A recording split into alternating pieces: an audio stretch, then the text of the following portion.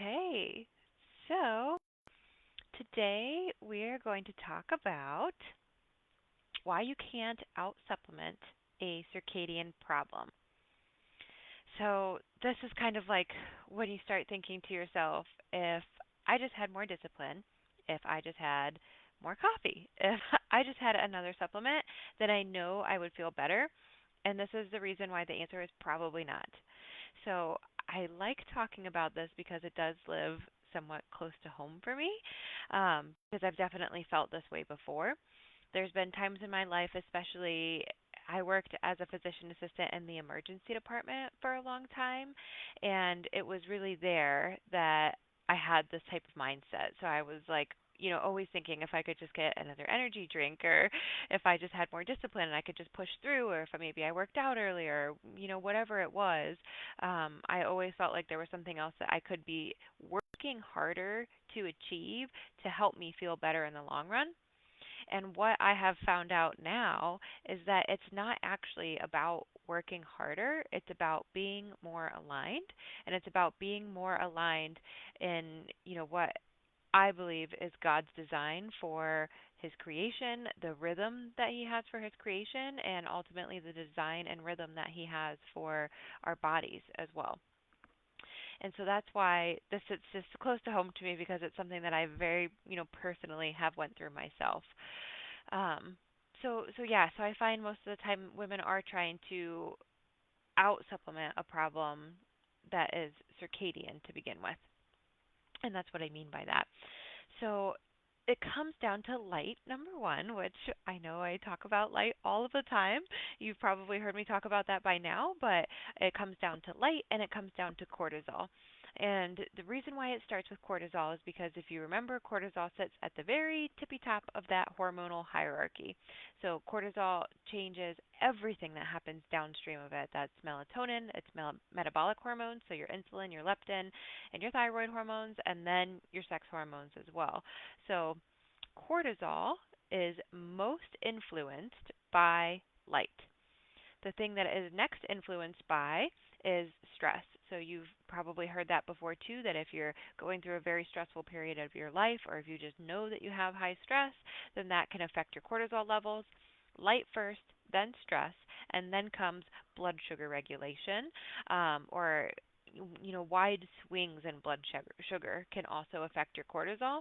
But ultimately, that comes back to light too, because insulin and leptin, like I said, are are downstream of cortisol, so they also depend on a good circadian rhythm. So ultimately, I would tie that back to light, and then you can also have trauma that you haven't dealt with in your nervous system, in the state of that would be fourth and fifth on the list for things that affect your cortisol most strongly.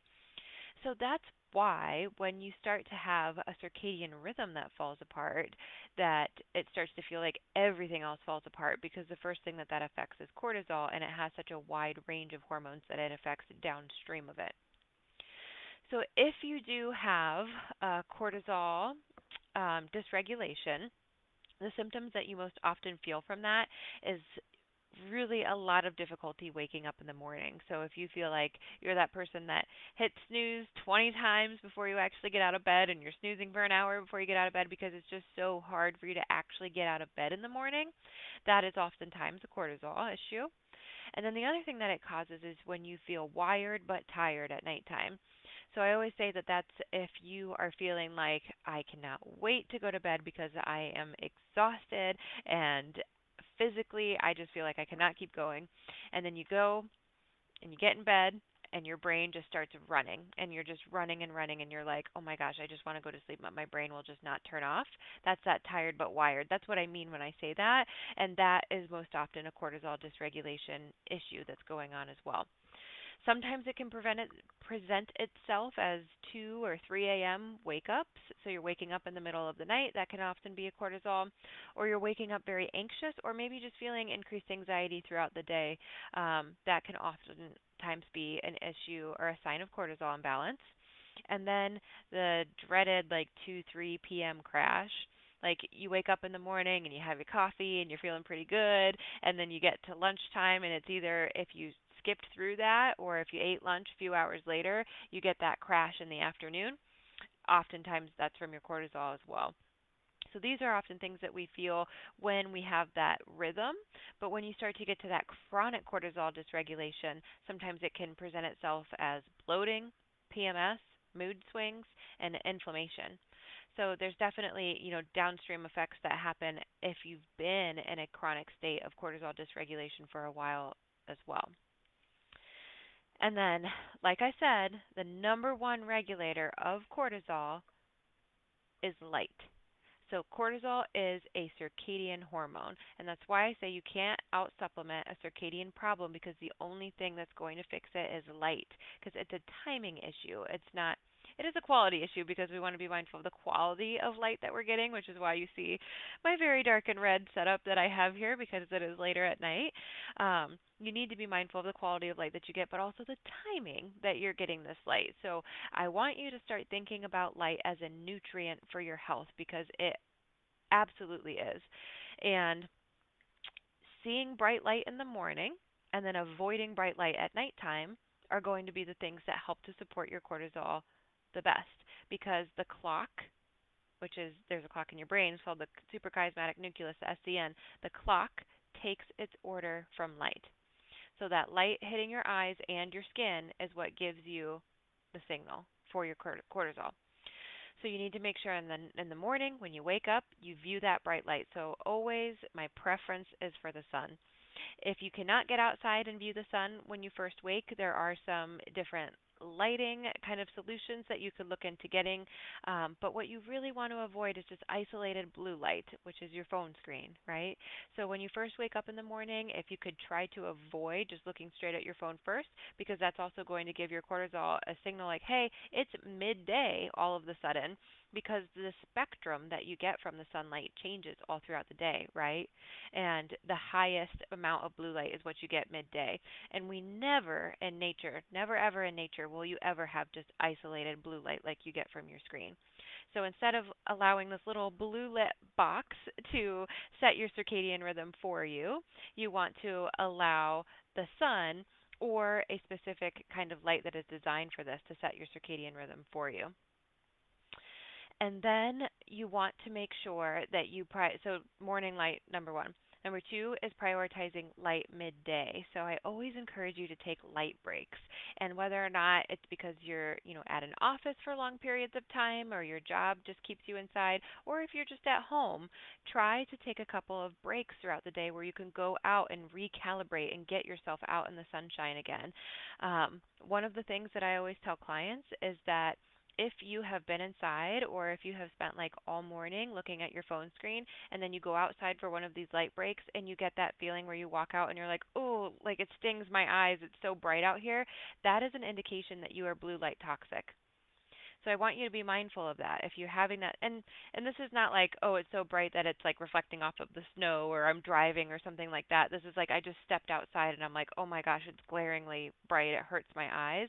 It's probably because we have some blue light toxicity going on because we've been staring at our phone screen all day or all morning. So morning light sets the circadian rhythm. You get your light breaks throughout the day so that you don't have that isolated wavelength of blue light signaling your cortisol that it's midday all the time. And then at nighttime, that's when it becomes really important that you're controlling your light environment and dimming the lights. So, like I said, it's eyes and skin that matters. So, using like a floor lamp can be beneficial because you're not getting as much light onto your skin as like your overhead LEDs and those bright lights. So floor lamps can be really beneficial, or you can just try to move towards some of your lights have maybe just red or amber bulbs in them. So I have incandescent lights in throughout most of my house, which are lights that have kind of mimicking the full spectrum of light that you get from the sun.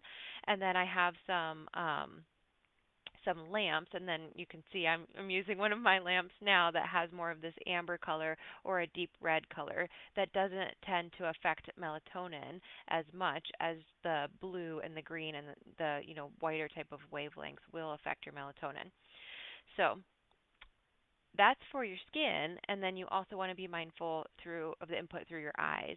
So you can, if you don't know how to turn your phone screen red, then message me after this live, and if you have an Android or an iPhone, just let me know, and I will send you instructions so that you can learn how to turn your phone screen red, so that that red filter will filter out a lot of the blue light that's coming through your screen that you get after the sun goes down.